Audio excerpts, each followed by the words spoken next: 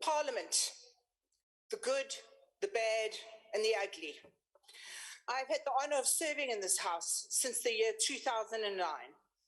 The irony is not lost on me that I stand here today to see so many of the people who have been found guilty beyond reasonable doubt by Judge Zondo of being unfit to hold office and who should face criminal charges. This is what is wrong with Parliament, but also with South Africa as a whole.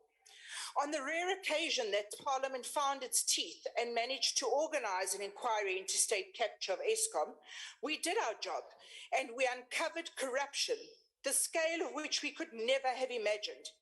And what did the ANC do?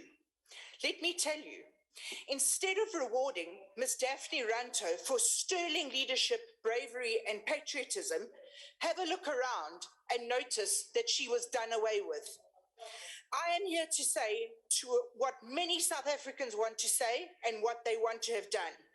I am here to say that our cabinet is made up of criminals and people who are completely unfit to govern and should not be in charge of our country. People are getting poorer and poorer by the day.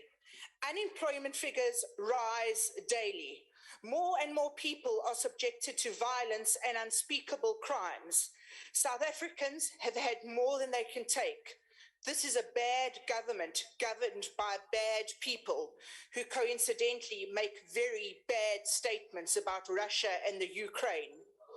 Parliament went up in smoke and the official opposition does nothing drastic like we do today, the whole country will go up in smoke. Protest actions are happening daily, but ministers are protected at the costs of millions and millions of rands, and that includes you, Honourable Pandor, for security. But I have no protection, and neither does any other South African. That money should be used to be building homes and schools and toilets, but you choose to have yourself looked after like you always have. I'm not afraid to say it as it is to every single one of the members of Cabinet here. I think that you are an absolute disgrace. I think that you should be stripped of your posts, and I think that you should be replaced by people who can do the job.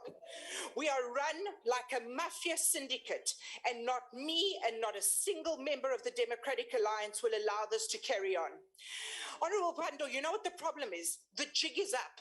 And Judge Zondo himself said, and I quote after he spoke with Thandi Modise, one of the defining features has emerged in this evidence before the Commission that in order to convert public funds for private benefit, it was necessary to populate key institutions.